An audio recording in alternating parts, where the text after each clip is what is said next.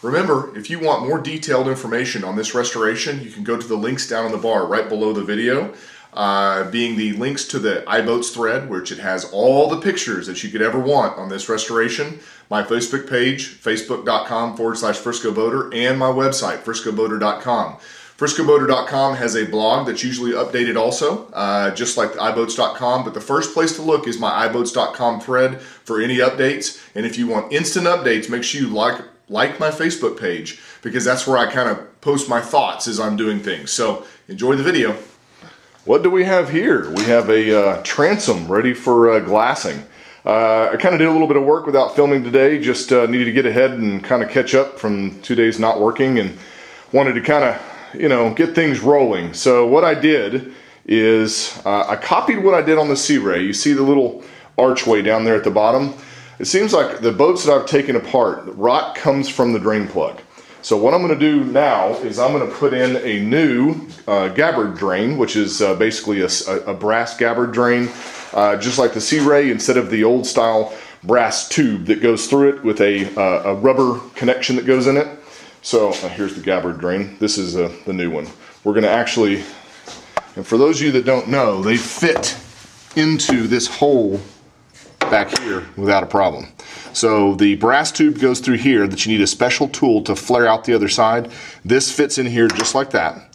And then what I'm going to do, just like I did with the Sea Ray, is I'm going to put a piece of PVC pipe down here, so basically it mates up to it, and then we basically pack Pookie or peanut butter all inside of there, and then we glass over it. I'll kind of give you a refresher course on it. It was one of those things I kind of came up with on the fly with the Sea Ray, and it's been a great thing. They had done it from the factory in the Sea Ray, and I thought, that's a great idea. We're going to transfer it right over to this. So I signed it. Yeah, I did. Got Frisco Boater 2012, 2013, iBoats.com. Got a little signature over there, so you'll be able to see it for a short while until we paint it. But so far, it is coming out great. We also beveled the edges. This is one thing, look at there, see it? They did not do from the factory, and there was a lot of air bubbles right here. And whenever you bevel it like this, and I just did a 45-degree angle, it makes it easy to round your glass over and come up here right nice and neat. Same thing on the side here. It enables us to go around the corner much easier. And there's a little bit of gap down there. We'll just put a little peanut butter in there or thickened resin to kind of fill in the gaps. But it has come out really, really nice. And then look at how the stringer just fits up against it, just beautifully. So now we're going to pull this thing out of here, and we're going to cover it in one layer of chop strand mat, 1.5 ounce, front and back. Let it kick over overnight. Put it back in here, trace the hole, cut the keyhole out. We'll glue this sucker in there, hopefully in the next couple of days. But you notice I've got my center stringer sitting across there. It's got a bow in it. I'm trying to get the bow out of it. I'm also doing that to the starboard side stringer. My wife came out here and said, "What in the hell do you have battery sitting on top of a piece of wood for?" Well, the crown of this went the wrong way, and I cut it the wrong way, so I'm trying to kind of force it to go the other direction. So therefore, it follows the contour much easier. That one, I cut it where the crown is going perfect, and it's actually kind of creating a nice turn, and it fits perfectly into the strake, but this one did not. So with that being said, we're moving forward. I'm going to pull this out here. We're going to coat it in resin and put a couple layers of chop strand on it and get all messy. Here we go.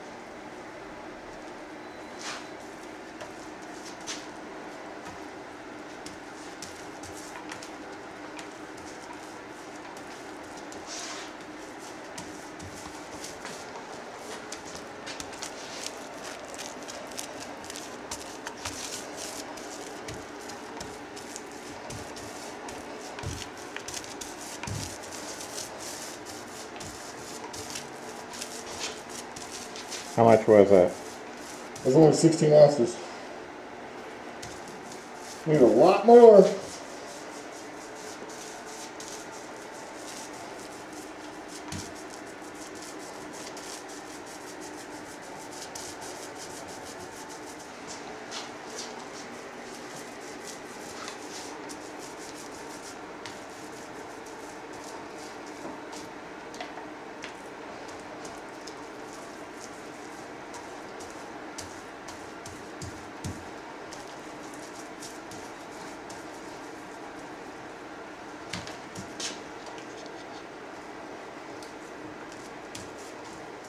Well, here it is. I didn't videotape the rest of that just because we kind of been there, done that, and the battery died on the camera. Basically, all I did was just wrap one layer of 1.5 ounce chop strand over the whole thing. This side, I went all the way around and sealed it up, and the other side, I just put a layer down, kept it real nice. Now we're going to take the DA sander and just buzz over it. You see all the kind of the hair sticking up. It's almost impossible to get rid of that. And do not try to take your hand and wipe those away. You'll get splinters and it'll cut your hand and all that kind of stuff. So yeah, it looks kind of bad when you first do it. See the little nib sticking off right there? Not much you can do about it. So what we're going to do is just throw the DA sander on the, what do you call it, the air supply, and just run over this thing and kind of make sure it's nice and smooth.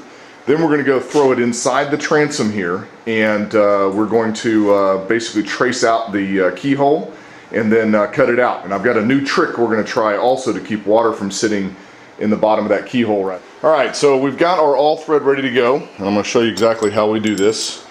You see I've got 6 boards cut, 3 for the inside, 3 for the outside. What you do is I'll say the boat is in the middle right here, and here's the other side, and then the all thread goes all the way through like this. So therefore then you tighten it up and it cinches down on the transom itself. And you want it really, really tight, as tight as you can get it to clamp it, get the good clamping force. And you always want to use the 2x4s lined up like this, not like this. You get a lot more clamping force with them being lengthwise. That's where their strength is. And I just drilled 1/2-inch holes all the way through them, and the all thread will just slip right through them, all the way through it. And we'll tighten it up. Right now, here's the demonstration over here. He's got them backwards. There you go, just like that. And then you just throw your all thread through it, tighten it up, and we'll do 1, 2, and 3. And that'll be more than enough clamping force to keep that transom in place. And the transom is over here kicking off. We put, when I sanded down the back side, I had a couple little holes or bubbles. So I put a couple little pieces right there, just to kind of patch it up, and right there. And then put a little coat of resin on it, mix it up real hot, and it's already kicked, and it's been about 5 minutes. So really, really good here. Waiting for this to kick off completely. We're going to put it inside of here, and then we're going to mark off that keyhole and cut it. So you're prepping the surface? Yeah, you always want to go over this with acetone really good and clean. The hull is not as thick as the Sea Ray, and so I didn't grind all of this strength-giving fiberglass completely away. So you just want to make sure it's good and clean so the stuff will adhere to it. And we're going to fill all these little spots in here with peanut butter as soon as my shipment arrives. But this is just for PO glue to glue to the back of this transom. And I'm just giving it one good last clean.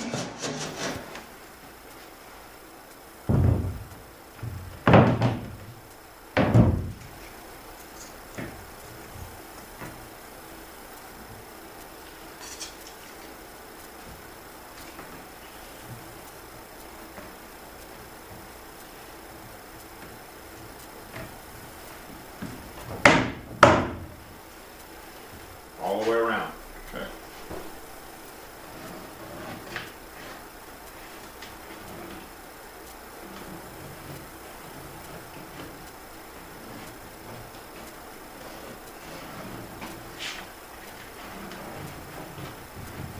Just use a Sharpie.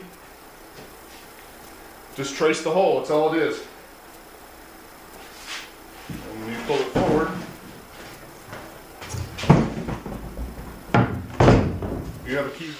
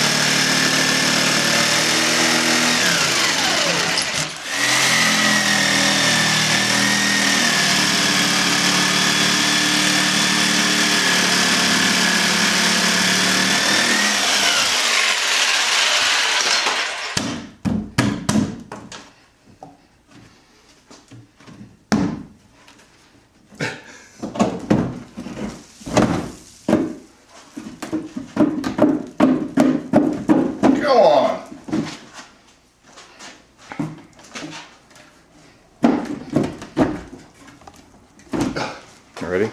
Watch it. No, you're gonna hurt your hand. Don't.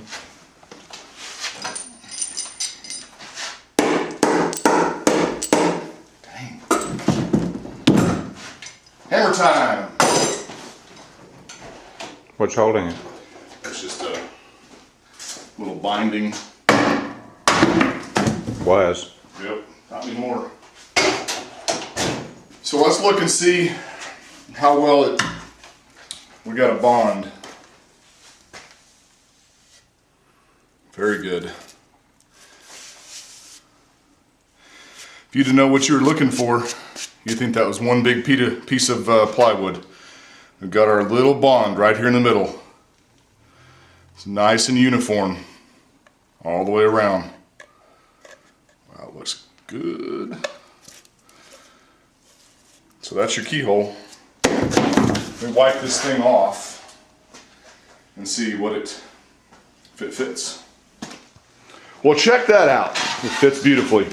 Yeah, Glastron cut it a little funky, but at least it lines up, and we know that it fit before, so that's all that matters. We're gonna go, oh, grab my tape measure. Let's check the transom thickness here. All right. 2 inches. 2 inches. We're dead on where we need to be. And once we put a couple layers of 1708, we should be about 2 1/8 to 2 1/4. So we are well within specifications. So what we're going to do now is we're going to take this off and slather a bunch of PL glue on it and clamp it down.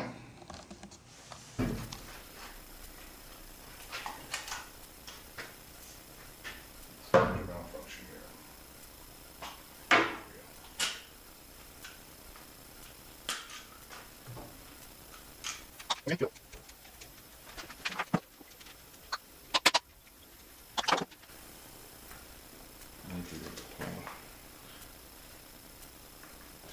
You're going to put a big bead down here at the bottom. And I mean fairly fat. Right, come out. Okay.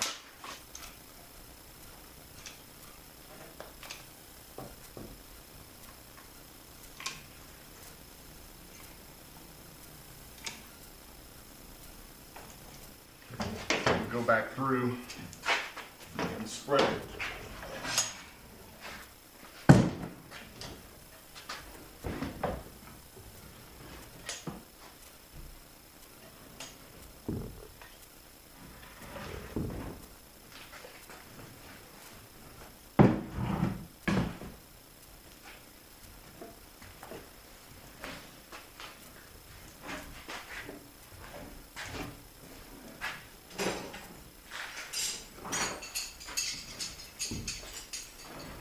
And yes, you're going to make a big mess with this stuff.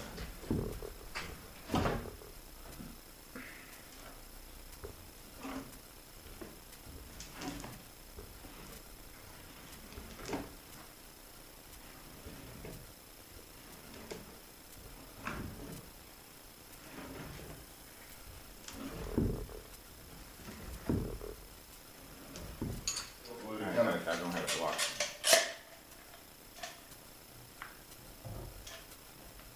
I'm going to fill any imperfections with the PL.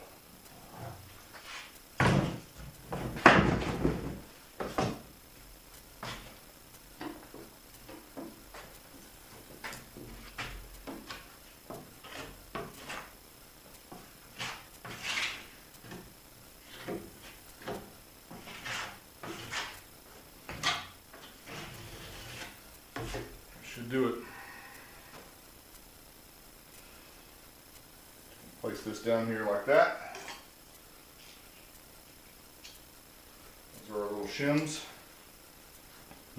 You're gonna get that all over you, man.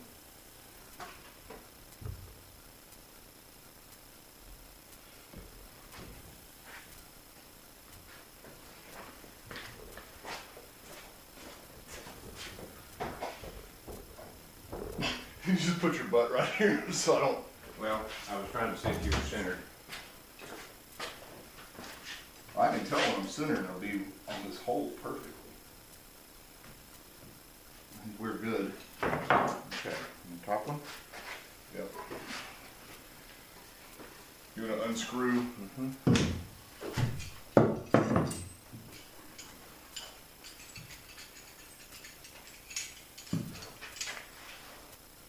the back. Everywhere.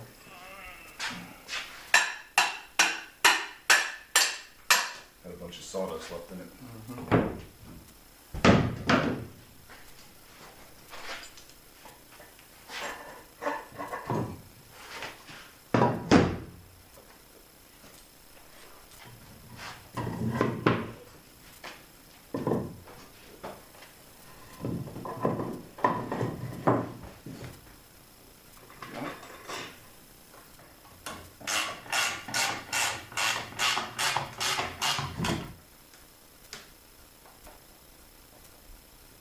Top one.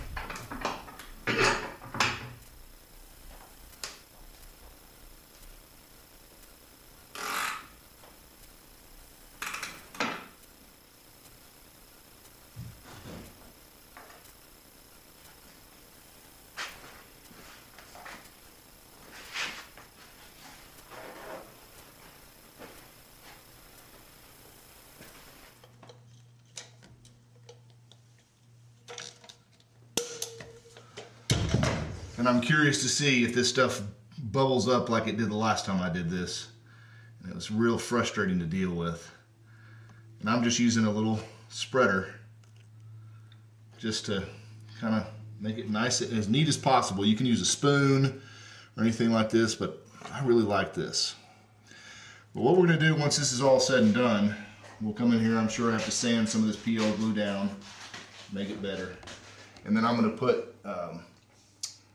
thickened resin in this hull, the hole here, with our drain plug. And that will protect, any water or anything like that ever penetrating the bottom of this transom, which it seems like that's where most of them come from. I'm just getting rid of any excess right now, that's all I'm doing. You can always come back and fill in the imperfections with peanut butter once you get to that stage. But I'm still waiting on my stuff. So, there we go.